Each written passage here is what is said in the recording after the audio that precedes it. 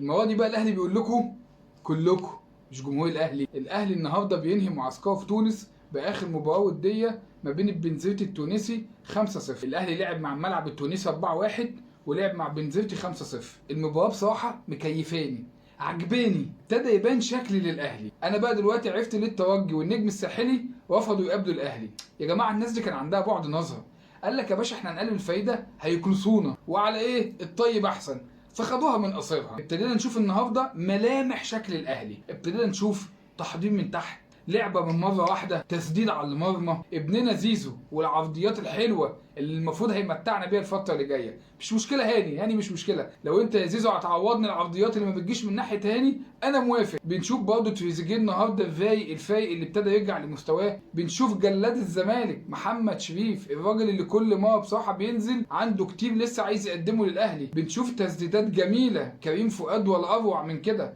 كريم فؤاد يا جماعه رجع في الفورمه بشكل كبير جدا، ربنا يحميه بقى من الاصابات، لان الواد ده شكله كده ايه يعني زي بيقولوا ابن اصابات، مش عايزين نقول حاجه تانية يعني. بنشوف مايسترو وسط الملعب الجديد بن رمضان، بنشوف بن شرقي اللي ابتدى يرجع فورمه حلوه جدا. ابتدينا نطمن شويه للدفاع من ناحيه بيكهام، شفنا الشناوي النهارده في كورتين ثلاثه الراجل برضه واقف وصاحي. ماتش النهارده عجبني، كيفني بصراحه، ابتديت اشوف شكل وطعم للاهلي كده. يا رب نستمر بقى على ده الفتره اللي جايه. ويجي الجاحد اللي على الناحيه الثانيه اللي لسه خسران من الجونه واخد على وشه بكل نجومه ابو ال3 و10 دون، اللي كان بيتريق عليا ان انا بتعادل مع بورتو البرتغالي وبتعادل مع انتر ميامي وبخسر من بالميراس. انت بتخسر من الجونه يا جاحد. انتوا كلام، ما بناخدش منكم غير الكلام، فعلي مفيش. وكله النهارده كتيبه الزمالك كلها النهارده كانت بتلعب، كل اللعيبه اللي واجعين دماغنا وجرازات واحتفالات ويوتيوبرز يقعدوا يفخموا ويقول لك اللعيب اللي بجناحين على الله. رابع خامس يا جدعان، مفيش، انت مكانك في الرابع والخامس يا جدعان. بطلوا هافي، شكلكم بقى وحش قوي.